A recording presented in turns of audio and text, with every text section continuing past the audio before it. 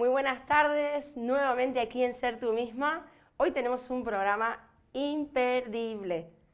Hoy vamos a tocar un tema que es muy importante, la mujer y el proceso de depresión. ¿Alguna vez te sentiste así? Se le llama la enfermedad silenciosa, pero hoy vamos a averiguar realmente cómo puedo detenerla, cómo puedo detectarla y cómo puedo superarla. Conmigo está Lucía Zapena, que tiene muchísimo para contarnos y enseñarnos, así que hoy tenemos un café y un Ser Tú Misma exclusivo para vos.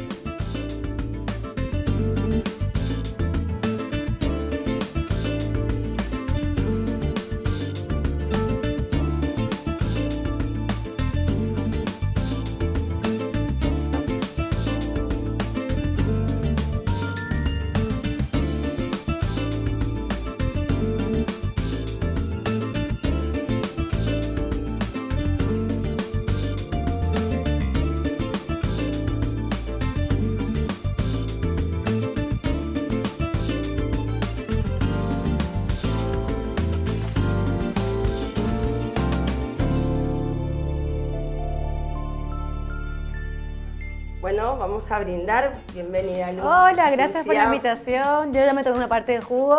Está muy rico, por cierto. Bienvenida a este espacio. Para mí es un honor. Un honor.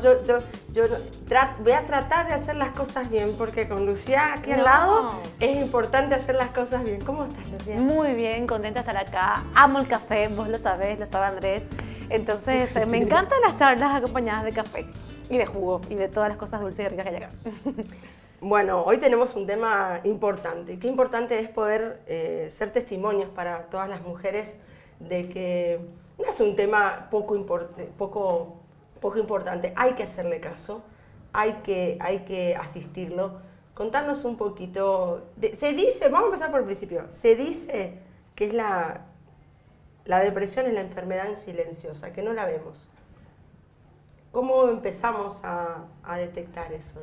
Bueno, un poco de ti. Yo te voy a hablar de la parte no profesional porque yo no soy psicóloga, por más que me Claro. encantaría estudiar psicología y que siempre me gustó en la época de colegio, era una de las materias que más me gustaba, psicología y filosofía eran mis materias favoritas.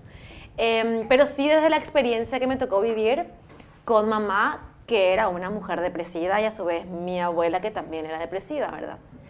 Entonces te puedo hablar desde ese punto, ¿verdad? El año pasado, en el día de tu cumpleaños, yo leí muchísimo tu nota y me llegó mucho porque si bien no pasé procesos así, dije, wow, o sea, qué ejemplo y qué testimonio, un día tan especial para vos, cuando nos saliste a contar a todos por el proceso que habías pasado a nivel familiar, porque a veces no es mío propio, pero lo vivo con todo mi entorno. Claro, que es también lo que hay que tener siempre cuidado, ¿verdad? El tema de que era mi mamá, pero también era la mamá de mi hermano menor, de mi hermano mayor, ¿verdad? Lo que pasa es que justo el 13 de enero da la casualidad de que es el Día Internacional de la Lucha contra la Depresión. Exacto. Y yo no sabía. Entonces, buscando en internet justamente cuándo era el Día de la Lucha contra la Depresión, me llevé una sorpresa al enterarme que era el 13 de enero, que es justo el día de mi cumpleaños, ¿verdad? Entonces uno se pone a pensar, bueno, qué casualidad, ¿verdad? Sí. Y me parece súper importante hablar, contar, pero vos sabes que ese día, justo encima del día de mi cumpleaños, me llovían los mensajes, las llamadas, por mi cumpleaños, pero también por lo que yo había escrito. Y yo siempre digo que es importante hablar de eso, pero una amiga mía que casualmente sus 3 hermanos cumplen años también el 13 de enero y su mamá se suicidó también. Ella me dijo, y me encantaría poder hablar como vos lo haces y contar cómo fue, porque hace bien hablar. Claro, uno libera, ¿verdad? Sí. Uno exterioriza lo que de repente le pasa, pero no es que podemos hablar en todos los lugares que queremos.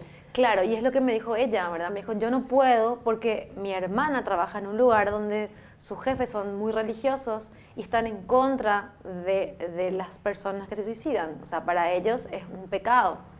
Entonces ella me dijo que por eso ella no, porque yo en esa nota que escribí invitaba a la gente a hablar de lo importante que es hablar. Sí. Entonces ahí me puse a pensar, cierto, o sea, no todos tienen esa bendición de poder sacar o de amar el arte y de usar el arte como quizás un refugio o un nexo para escapar, ¿verdad? O un vehículo que te lleva a otra instancia o te permite desarrollarte en otras áreas de tu vida, que eso te genera una confianza distinta como para hablar de un tema tan delicado, porque no solo este tema es delicado, todo lo que atañe internamente a una familia que socialmente está visto con diferentes tipos de paradigmas, es delicado conversar de eso. Claro, por suerte papá, que también es artista, ¿verdad? Porque él empezó a escribir, fue muy loco porque mamá muere un 6 de septiembre del 2008 y al mes yo llego a casa y encuentro, porque yo vivía con mis padres todavía cuando eso, encuentro un borrador de un libro en mi cama, ¿verdad? Y yo me asusté, dije, ¿qué es esto, verdad? ¿Qué ha de ser? Porque encima yo venía esperando cartas, porque mamá siempre fue muy detallista y siempre nos dejaba notitas, entonces yo esperaba también alguna carta de ella, que me haya dejado una despedida o algo. Entonces yo encuentro y me asusto, y era un libro de papá, era su primer libro. Entonces él canalizó, digamos, todo eso que sentía, lo canalizó escribiendo, pero él no escribió sobre mamá, escribió sobre otras cosas y lanzó 5 libros ya desde Wow. la muerte de mamá. Entonces, bueno, papá también es una persona con la cual se puede hablar de eso y no tiene problemas. Claro. Mi hermano menor tampoco habla mucho de eso, pero no tiene también problema de decírtelo. Y mi hermano mayor es medio un misterio, ¿verdad? Pero por suerte mi familia no tiene muchos problemas en hablar de eso. Si hablamos de que se llama la enfermedad silenciosa, porque no la notamos, o sea, no necesariamente toda situación es diagnóstico, o sea, sin caer en temas de medicina, ni técnicos, claro, acá ni no estamos hablando de medicina, ni no somos las somos indicadas para psicólogos. hablar de eso, o sea, vamos a hablar desde la experiencia, de la Claro. vivencia y tratando de ahí dejar alguna herramienta útil o algo saludable para que la gente lo pueda aplicar, o sea. Sí. Te decía que se le dice la enfermedad silenciosa. ¿Cómo uno empieza a darse cuenta que está entrando en un proceso que lo tiene que atender de otra manera, que le tiene que dar tiempo? Claro. Bueno, en mi caso yo siempre le pregunto a papá, ¿verdad? Y mamá era feliz, porque mamá siempre estaba con una sonrisa. O sea, uno la veía y decía, esta mujer es pura alegría, porque ella siempre estaba dando alegría a los demás. Inclusive después, cuando ya estaba con todas las pastillas que tenía, ya tenía una sonrisa que se notaba que era una sonrisa medio extraña, ¿verdad? Y tenía ya en los últimos tiempos los ojitos ya medio perdidos, la mirada perdida. Medio triste. Pero sí o sea, uno se da cuenta, hay señales. Entonces yo le preguntaba a papá y me decía, bueno, tu mamá, sí, claro que tuvo sus momentos de felicidad, pero siempre fue un poco, derivó en eso de llorar mucho, se encerraba en el baño, lloraba para que no nos diéramos cuenta de lo que le estaba pasando. Y su primer ataque fuerte lo tuvo en el año 2000, que tomó muchas pastillas y ahí fue como la primera señal que nos dio a nosotros. Sí, que algo está pasando, hijos, claro. algo está pasando. Papá obviamente ya sabía, ya se daba cuenta. Claro. Entonces, tan silenciosa no es. No sé cómo sería en el caso de una madre que tenga que darse cuenta que su hija está pasando, o su hijo, ¿verdad? Vos sabés que a mí, dentro de lo que es mi área, muchas veces tuve que asesorar o estar con grupos de padres, de padres de chicos adolescentes, en donde, por lo general, siempre por el núcleo de mis 3 hijos, ¿verdad? O sea, siempre hay...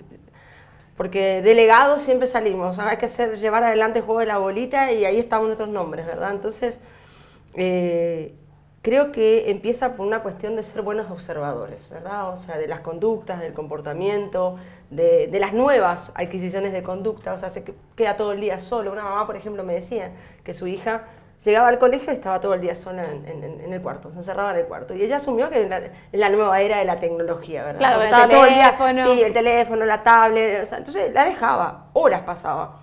La llamaba para cenar y la dejaba. Y así pasó mucho tiempo que no pudo visualizar que algo realmente estaba sucediendo hasta que tuvo una crisis importante.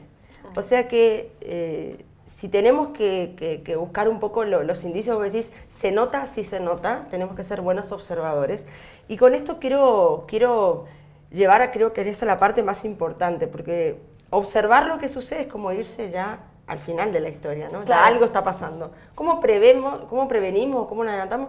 Vos dijiste algo fundamental, la comunicación, el poder conversar. Claro. Creo que el diálogo constante en tu núcleo, en tu seno familiar, con la gente que que te rodea es un poco la clave de detectar y poder prever. Claro, pero también hay que entender que es una enfermedad. O sea, Claro. que a veces es difícil prevenir o cómo hacer si es que realmente, o sea, una persona dice, esta persona tiene todo, tiene unos padres, tiene aparentemente dinero, va a un buen colegio. Claro, lo que pasa es que no pasa por una cuestión de lo que tenés, pasa por una cuestión de interior de la persona, ¿verdad? Bueno, te dijimos, está fabuloso este tema, es un tema delicado, es un tema complejo, pero también queremos darte algunos tips. No te muevas de ahí, que enseguida en la pausa vamos a seguir con más Lucía Zapena y esta hermosa tarde de café.